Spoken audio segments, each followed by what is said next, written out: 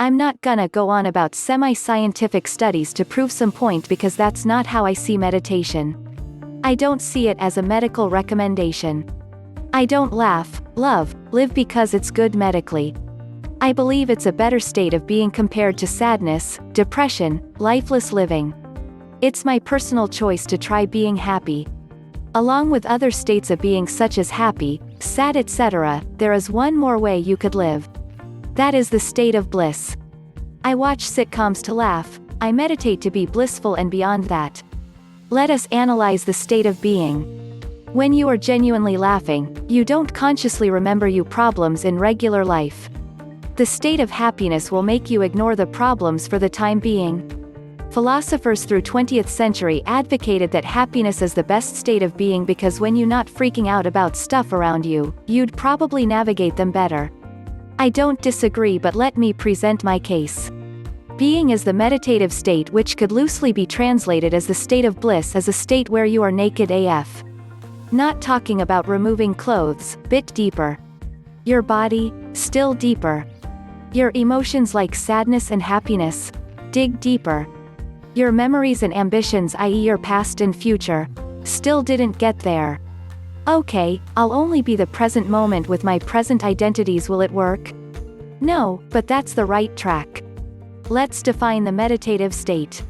When you consciously stay still in the present moment, you can see the reflection of your true present self you are carrying now. Not what you were, not what you could be. Being in the meditative state is dissolving this true self into the universe. Letting go of this true self and standing naked. It's very, very scary to truly let go of yourself. Especially when that self includes your job title, your graduation, your friends, your spouse, your achievements, your community, your religion, your caste if you are Hindu or equivalent division for other religions, your language, your nationality, your regional identity, even your name, and gender. That is being truly naked. It takes a huge leap of faith to be this kind of naked even for 5 minutes a day, even if it's happening only in your head. When you truly let go of all this, you are a pure naked soul, and it takes only a few instants to feel oneness with the entire universe. You'd feel the connection with the random person standing in front of you as much as you'd feel with your own hand. After all, we all are made of the same earthly elements, aren't we? There should be something in common for all of us, and you'll look from that common thing and look at that common thing. I named it universal consciousness for better articulation. Bliss is a consequence of meditative state.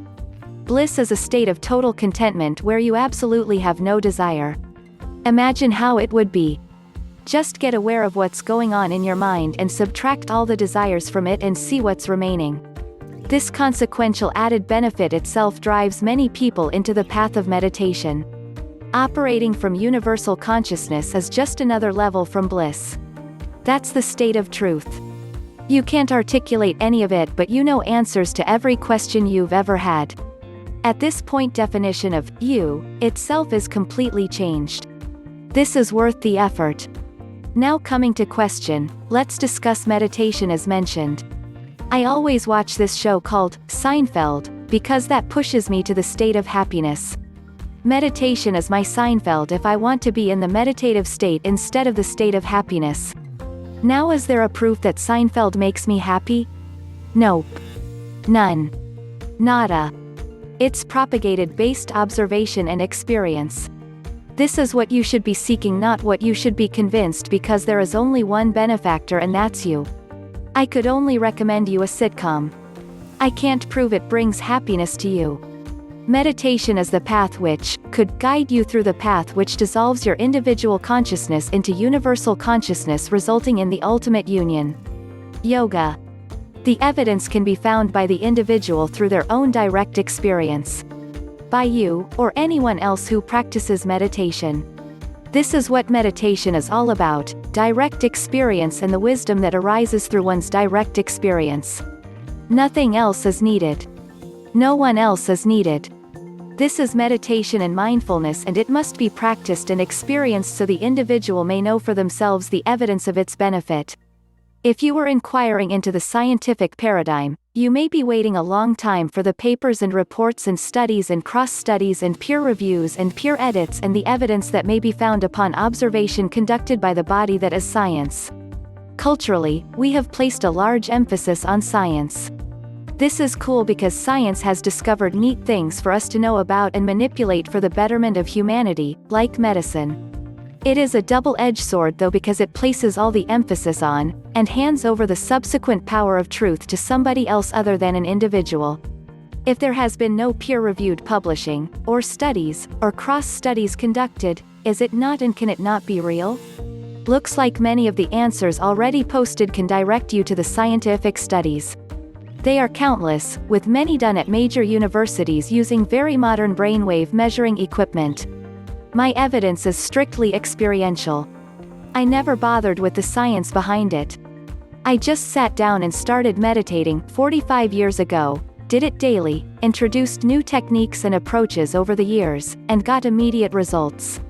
So for me the questions is like, how do you know that walking and moving your legs that way will move you from one spot to another? It just does. Scientific evidence aside, it also seems to be common sense that, if you visit the deep silence behind your thoughts, become their observer instead of thinking you are your thoughts, and sit in that rich silent consciousness from which everything emanates anyway, for a while every day, it can't help but make you more grounded, centered, and aware of who you really are in this life and world.